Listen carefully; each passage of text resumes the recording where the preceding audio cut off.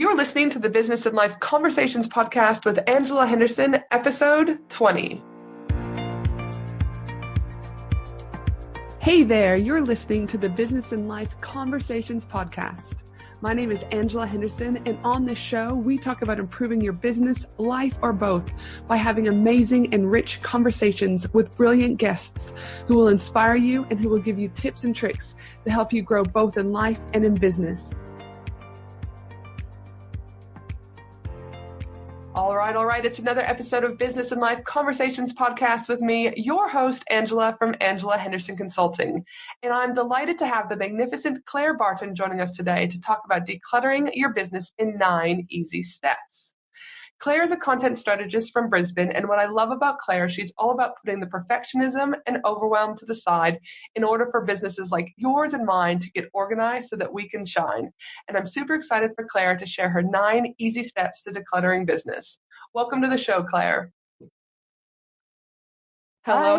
Now listen, you've just come back from 4 magnificent weeks in beautiful Bali, so welcome back to sunny Brisbane, Australia. And how are you settling in?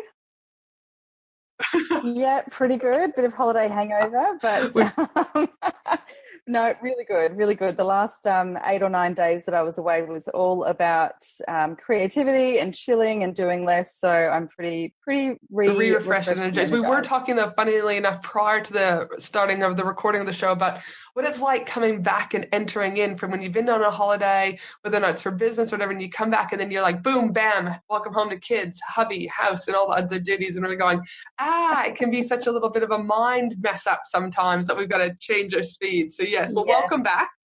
Now, I do like the listeners to get to know you a little bit more before we jump right into the business side of things. So tell us something magical that happened over in Bali. What was your kind of big takeaway for life, business, a combination of both?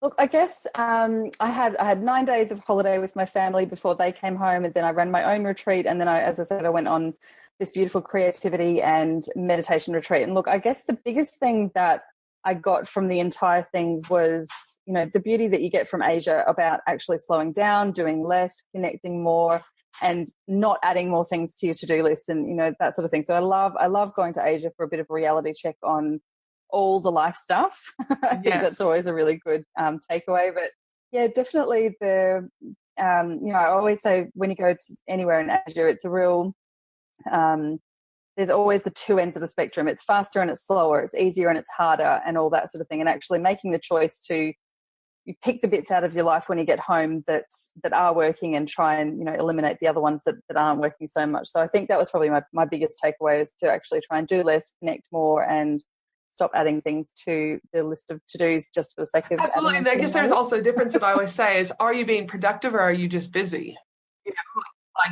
What is it? So like you can rewrite lists a million times and you can do this a million times, but it doesn't mean you're productive or didn't mean scaling your business in any ways. It just means that you're busy and potentially have a hobby, so.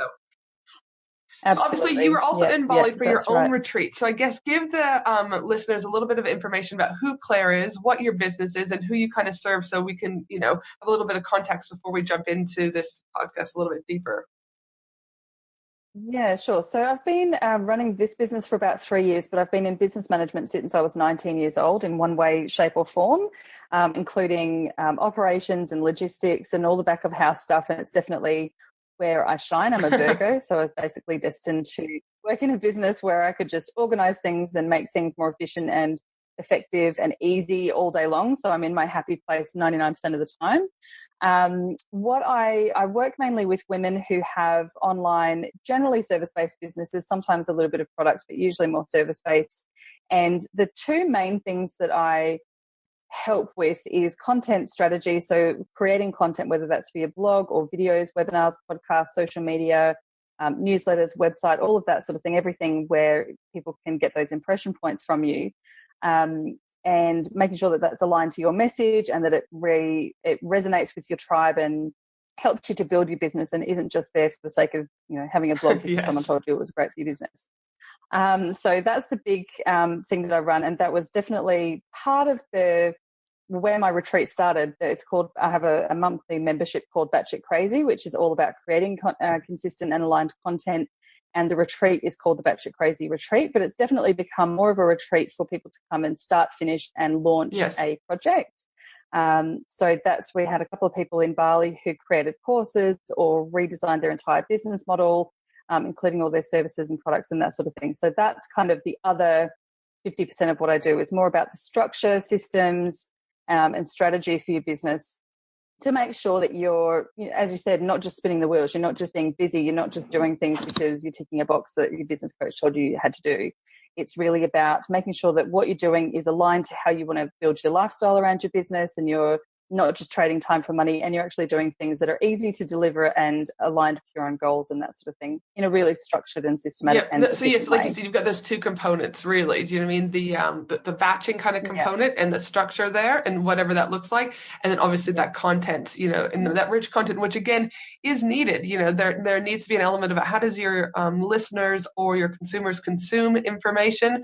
What do they need from you? And do you know what I mean? How are you doing that on a regular basis?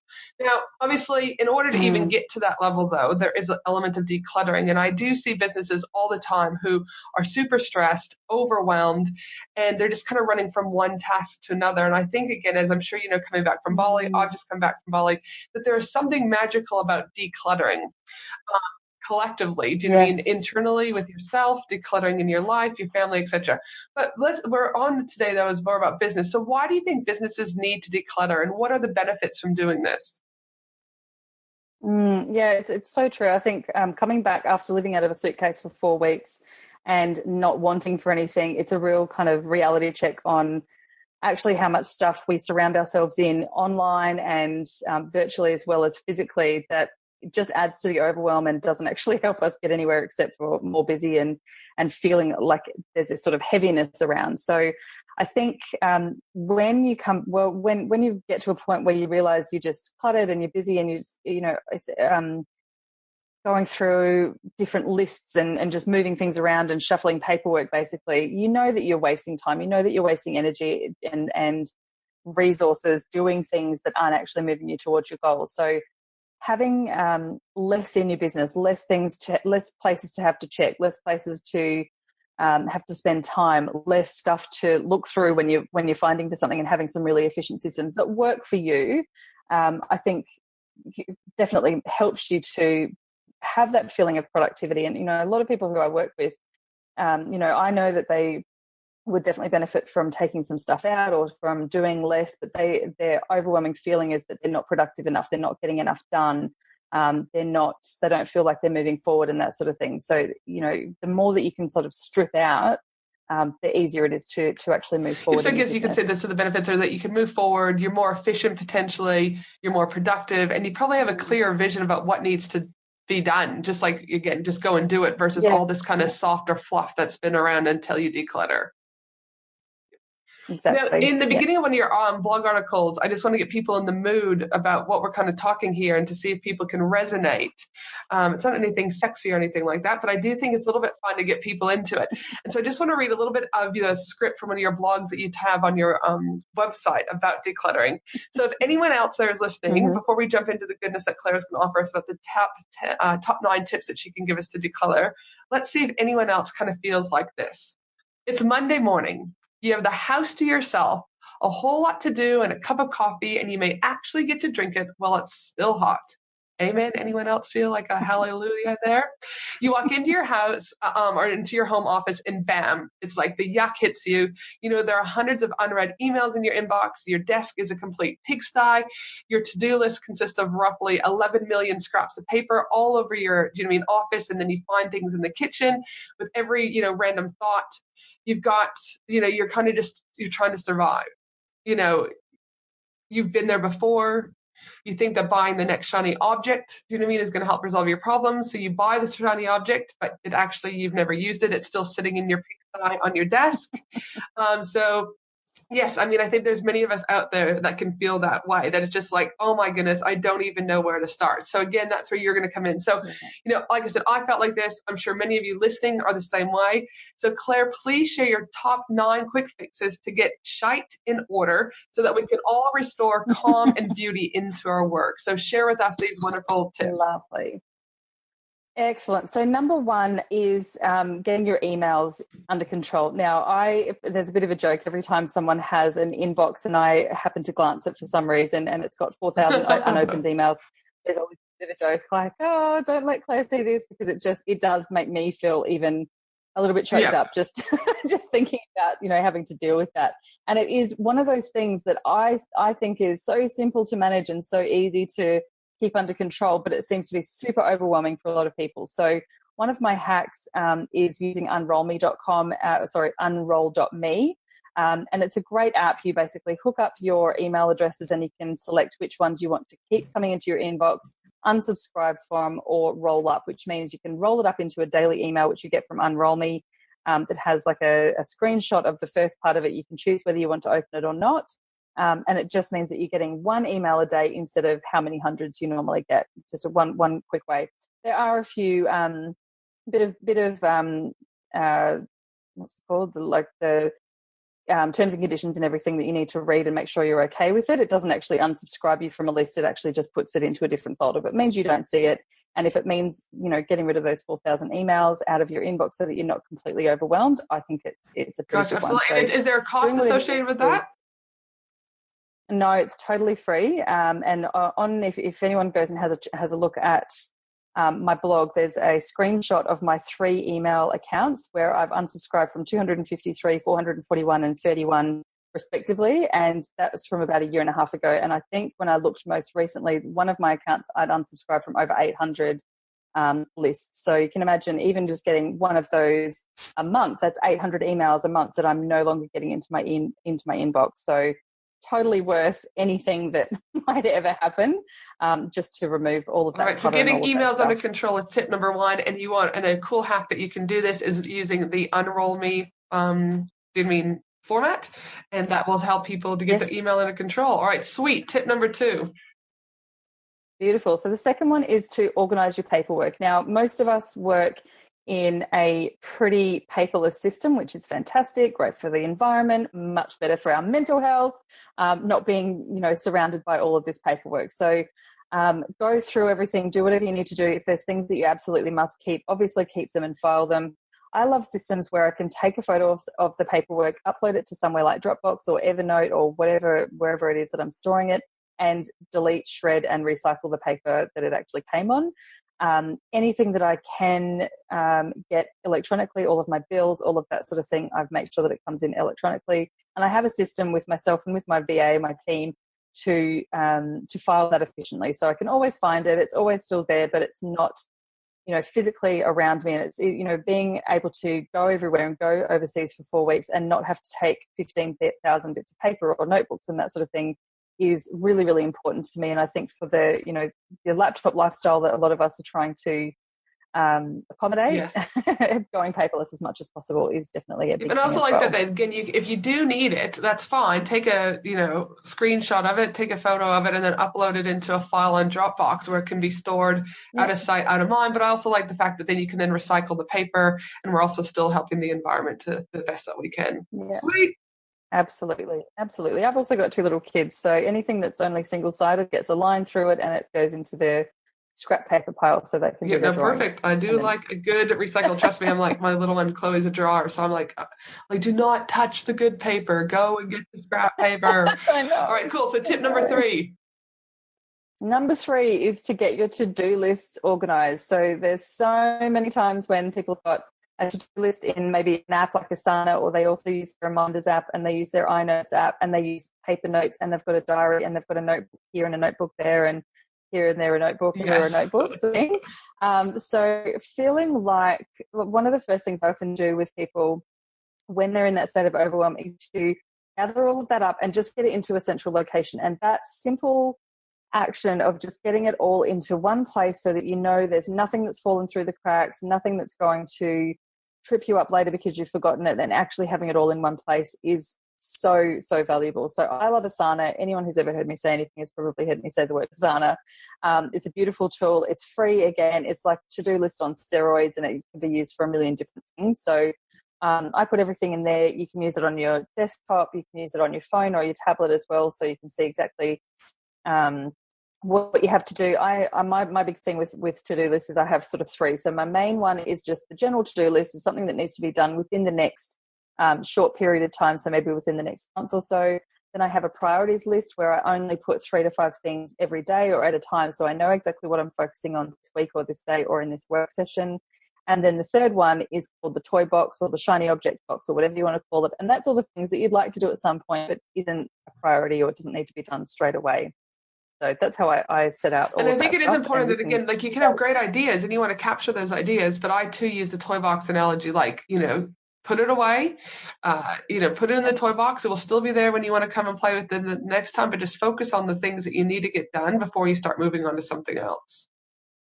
Yeah, that's right. One of my favorite things for that is actually recording it. So if you've got a voice recorder on your phone or something like that, record what the idea is, because when you then set a reminder to go and have a look at it again in, say, 2 weeks' time. What that does is you can hear all of the elements, all of the ideas, you can hear the energy and the excitement and all of that sort of thing behind it. And then you can make the decision whether, like, that is a great idea. That's amazing. I'm totally going to do that. Or what was I thinking? That's going straight to the bin. So, it just gives you a little bit of space, because how many times do we go, oh, I might just create a course, or I might create a thing for whatever, and you go and do it, and then you think, what the hell, it's so outside of my business, or someone's already got that, or that's not going to help, where I'm trying to get to.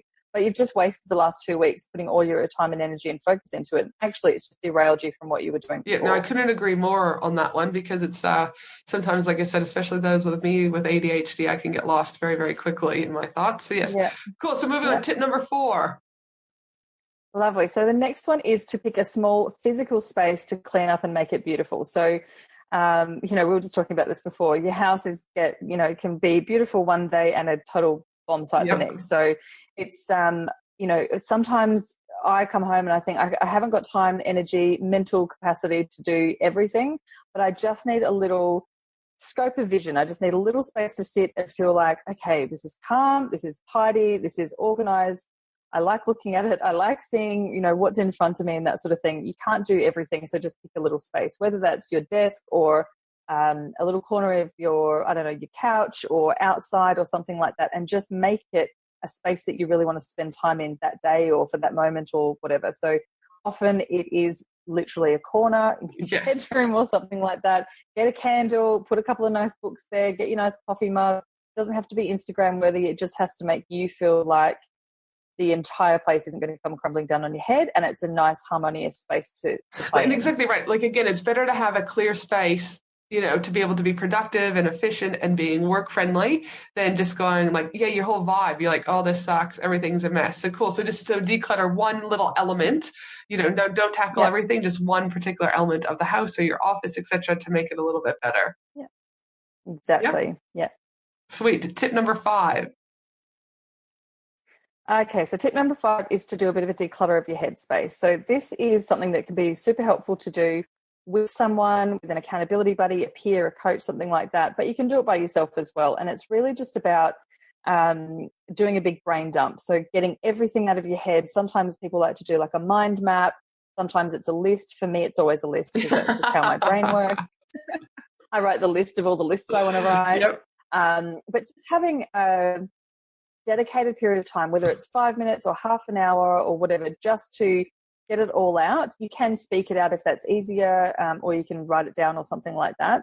But just to feel like you don't have to keep all the mental balls in the air. You don't have to keep everything in your head, because if you don't remember something, it'll be gone or whatever.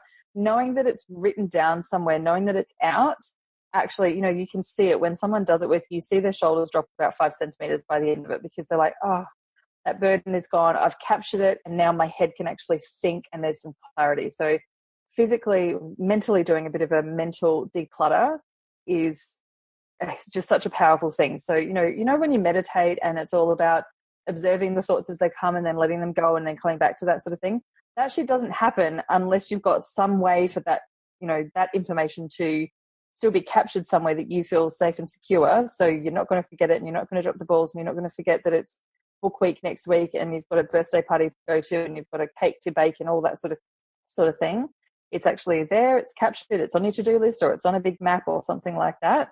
So you can actually get back into the zone and be focused and present on what you need to be focused and present And on. I do like that again, like you've tied the, okay, yes, you can do decluttering of your physical environment, but so many people will forget the mental health, do you know what I mean? Or the mental side of things.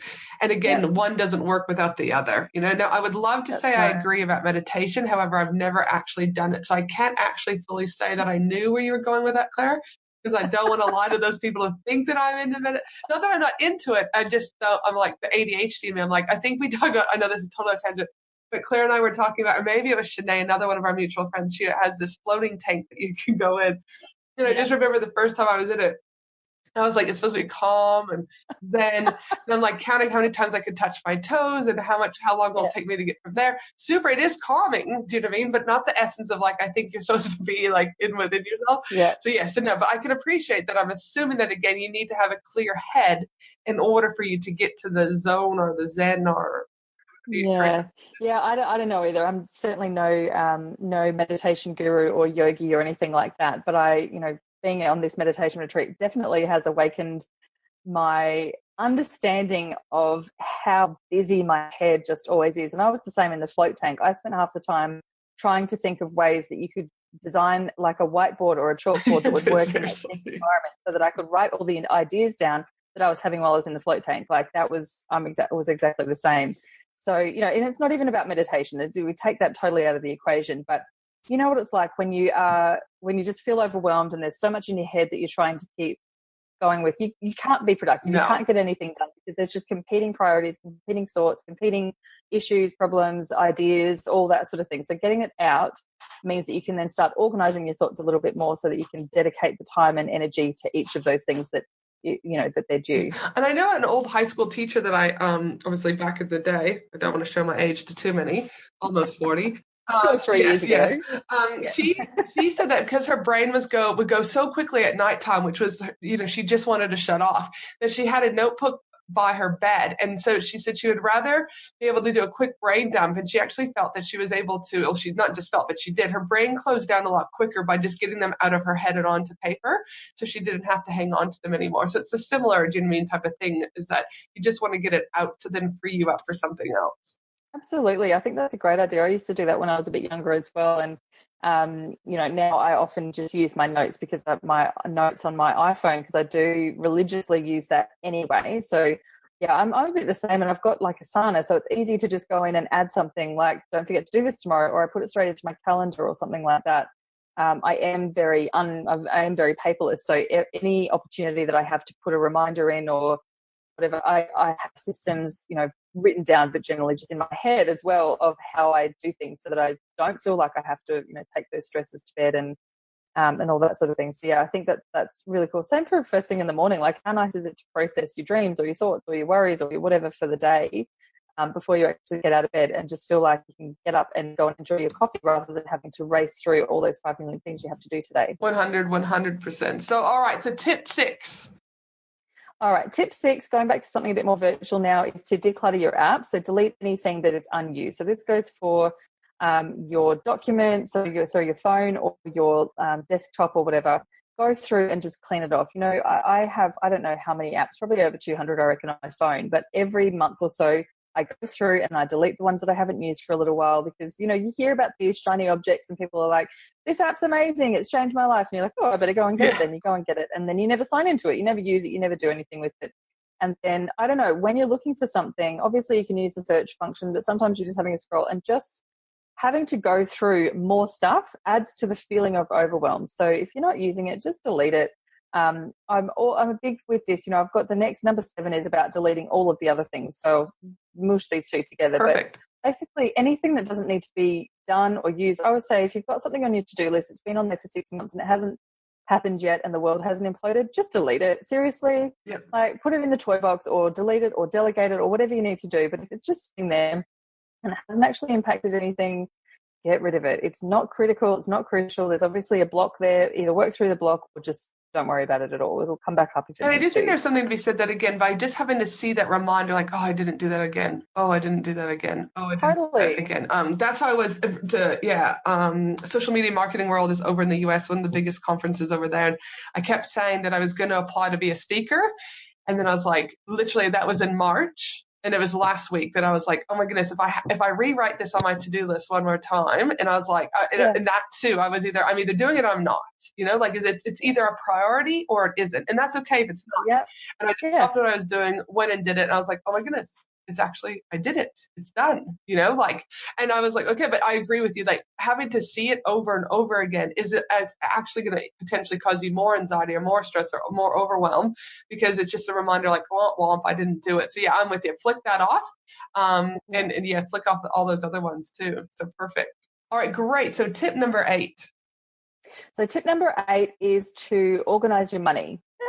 Everyone gets a bit freaked out by this one. So look, that can be everything from getting your tax done or looking at your bookkeeping. I'm not a mathematical person, but I absolutely love looking at my numbers. I use Wave Apps, which is a free bookkeeping tool, and I absolutely love it. I use it for all my personal stuff and all my business stuff. And I've integrated Profit First and Barefoot Investor as well for my business and for our personal stuff. So I'm kind of like up to my elbows in all the money stuff, and I really love owning that and planning it out and looking at it all the time and that sort of thing. So it's quite a big mindset thing for me. It's quite a big motivator as well. But I think just the basics, like a lot of people kind of, I don't know, go under a bit of a rock when it comes to money, especially for your business. It doesn't have to be as crazy as, installing a new app and getting a bookkeeper and all of that sort of thing.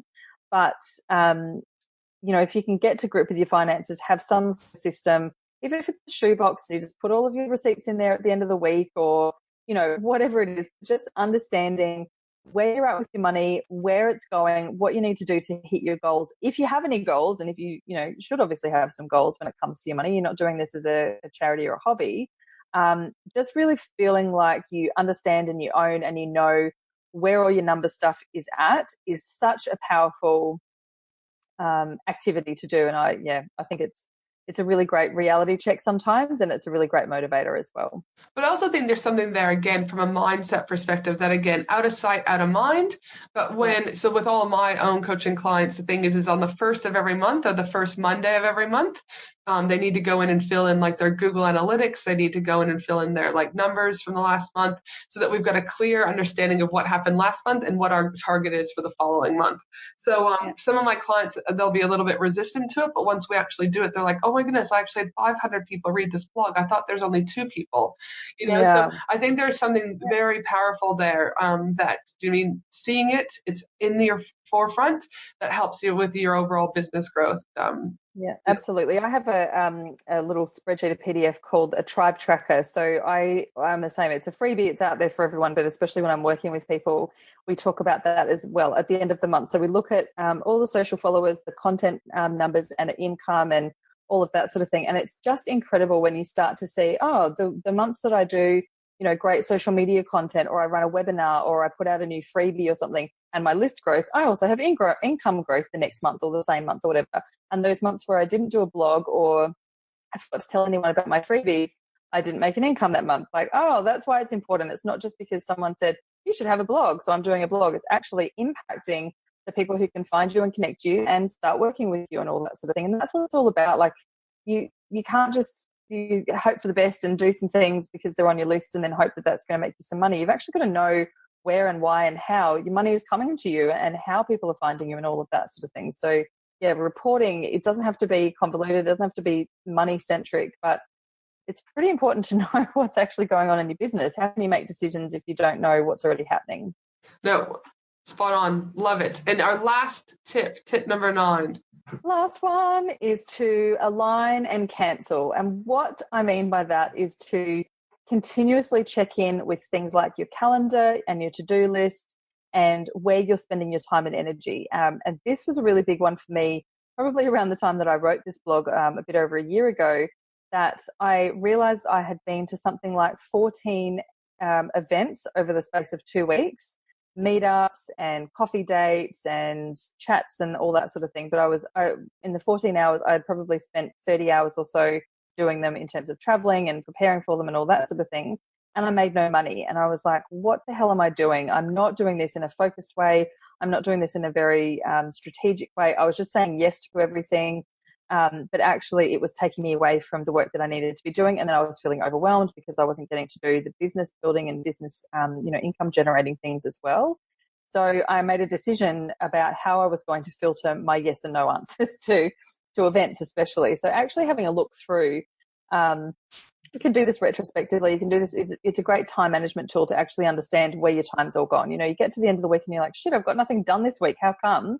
You look back through your calendar and it's pretty clear to see sometimes you've either just dilly-dallied around and not done very much, or there hasn't been a clear thing that you wanted to do, or you get sidetracked because everyone wants, like, let's have a coffee or let's go do this. And look, I'm a massive fan of, I work for myself. I can say yes to coffees if I want to, but I also have to be really smart about that because I do have limited time. I've got kids and, 1,000 other things to do, and I have priorities. So giving yourself the permission to say no to things. I always think, if I say yes to this, what am I saying no to? If I say no to this, what am I saying yes to?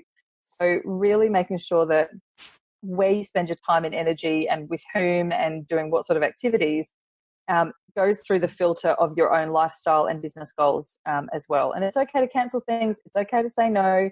You're not going to be a bad person if you don't go to every single meetup you get invited to.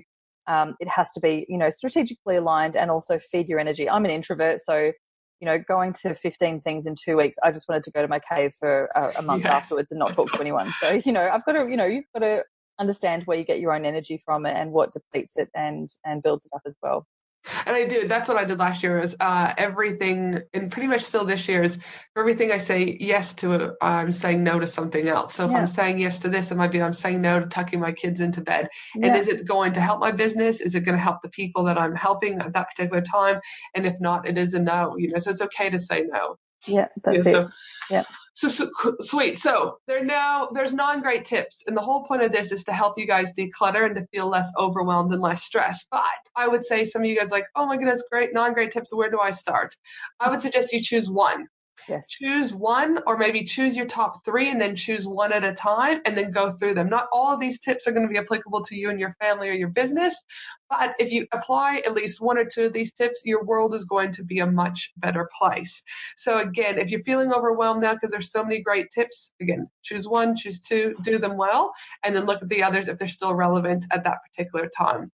Now, Claire, if the listeners would like to know a little bit more about you, where can they find you?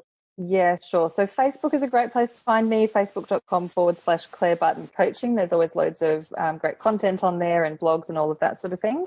Or my website is just clairebarton.com.au. Perfect. Well, thank you so much for joining me today. I know we're not actually far from each other. I think we're only about a 15-minute drive from each other, so we could have done this together live, but unfortunately we didn't. But thank you so much. Well, thanks for having me. And for those of you who are wondering, where are you going to be able to get all these wonderful tips, my team and I will be also putting together the whole transcription for this episode at angelahenderson.com.au. And of course, I cover all sorts of related business and life topics inside my Facebook group, the Australian Business Collaborative, and I'd love to see you join me over there. But until then, have an awesome day, everyone, no matter where you are in the world, and I look forward to connecting with you all very soon. Have a great day, everyone. Bye.